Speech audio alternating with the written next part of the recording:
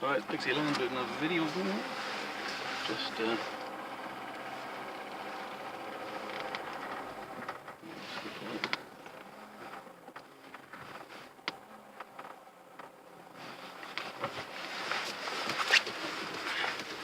shouldn't do this way.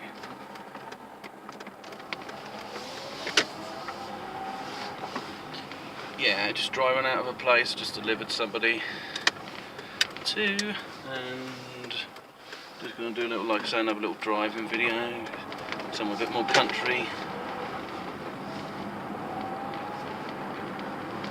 This is always nice, different layout, different hazards. See, that's a water hazard on the ground, so I've got to go around this water hazard. I also have to look out for the potential of a car wanting to drive through that. If I'm on the wrong side of the road, then obviously I've got to get back across somewhere safe.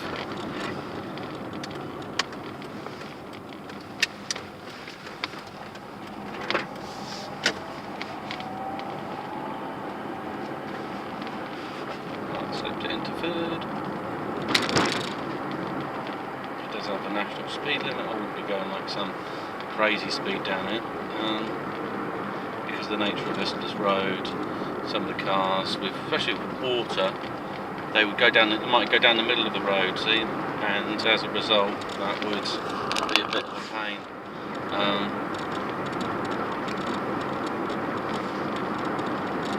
So this is 30 miles an hour. It looks faster because of the type of car I'm in as well. The road's slightly bumpy. It's got a low centre of gravity in this type of car. It's very nippy.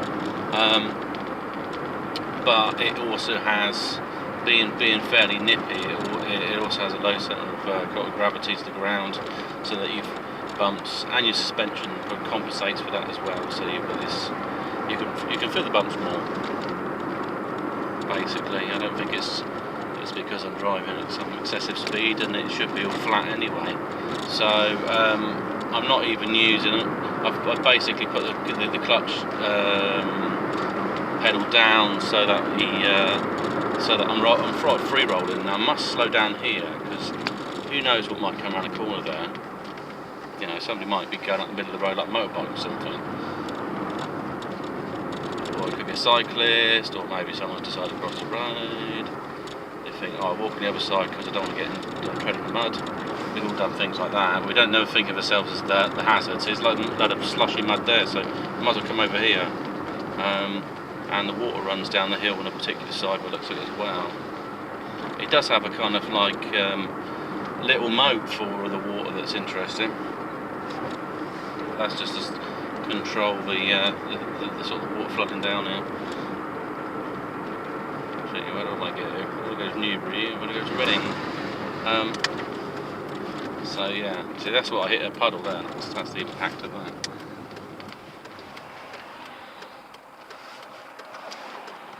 So wait for the next car, and away we go. Now it's a fast road, so I've got to get my speed up quick. So it was like first I went up to that's lovely. So get up through them, get your speed up before changing into these gears. Second, I mean, you see people they rev their engines and they do it in the first gear, and the thing is with first gear, you're just going to wear out the motor basically. You don't have to do anything great to the car.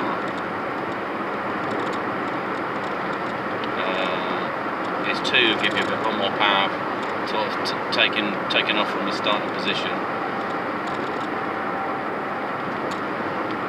And it's also good as well, not using the sat nav. Once you've done a few routes somewhere, it keeps you a bit more alert, looking at signs and thinking about things. It will be a slightly alternative route anyway today for myself, because the collection point, drop-off point, and the return point are all different. that's pretty much why. So going straight ahead.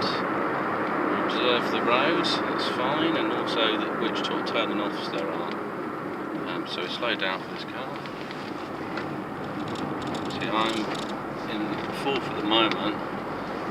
I can't go up to 50, so it's a bit slow getting into fourth. I could have switched to third and to fourth back again, only if I wanted to get speed up quickly. But there's no point flapping with gears when it's important for your gear changes. You can basically more play around the gears, more distractions from the road at some degree, especially if you say wanted to move it up quickly and you missed the gear somehow or did something, it would be a bit of an irritation.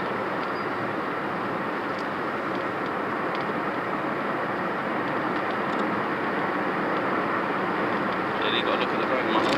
Yeah, that's it. There's enough space for both of us, but I wanted to make sure that we're in the safe zone. So I'm up at 50 at the moment.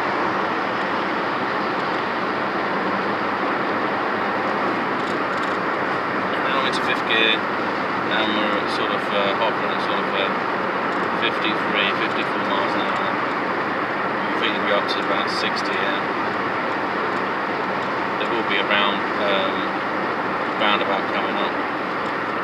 I mean, the great thing about sat-navs as well is that they will warn you when something's coming up. But the other thing is, you do pick up a bit of speed and you've got a few other people right behind you. You've got to be wary of them, because if you suddenly decide to drop by 10, 20 miles an hour because you left it a little bit too late for the roundabout, then they will be impacted on that as well. And so sometimes if I don't have to brake hard to make, because this car's slowed down suddenly to let someone do a turning, then I may have to sort of kind of buffer it and let yourself go forward again. But obviously not accelerating. It's just travelling on your normal momentum. It's only because if the car's braking hard behind you, it might not be able to brake enough, and might not have the information you have on the hazard. Which would vary a lot differently.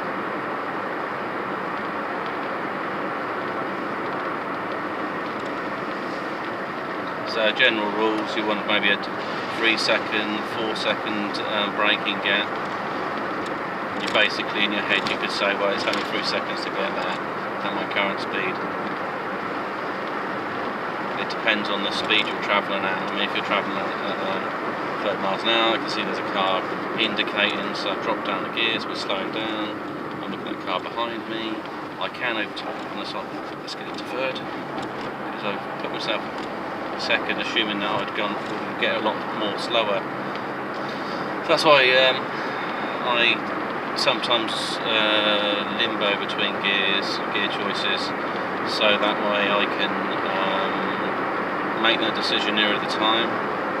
If I put it into second and I just let it roll, my foot on the down on the clutch, just let it roll all the way down towards the car, I might suddenly change my mind on some speed and stuff.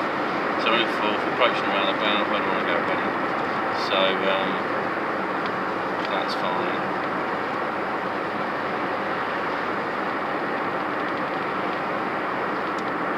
Let's tell him to slow down the sign, so I'll obey. We also need to be in A4. So nice.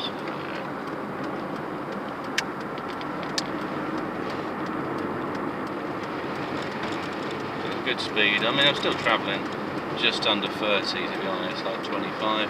I mentioned hazard speed is sort of like 20, 25. Where do I go? Let's just take my trip around here. So I should have gone off the other one, but I'm going to just go follow it round again. So if you make little errors, that's fine. Just stick to it. Not if you play it safe. If I was belting it round here, then it would be an issue. On that, and also don't feel too embarrassed about things. You've got to deal with situations effectively. So so I'll check it's all clear. It's good to come over here. Back into I've gone back into third. Now back into fourth. Pick up some speed. I mean, I'm far from any kind of perfect driver. I think the idea of doing these videos is just basically as someone that's kind of learned. I did well on my test, and now kind of out there learning better to drive. So kind of maybe inspire people to just get out there and do the driving basically.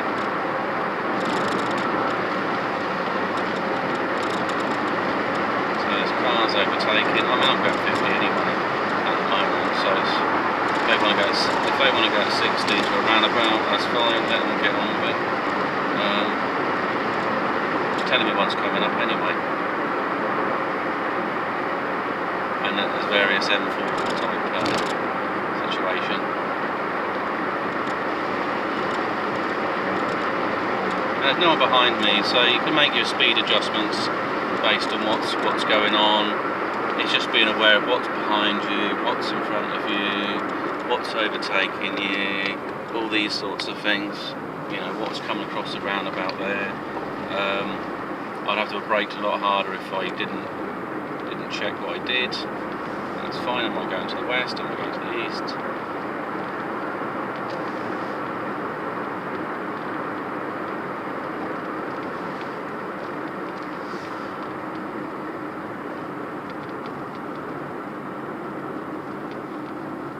This one looks fine to me. I mean, some mistakes aren't.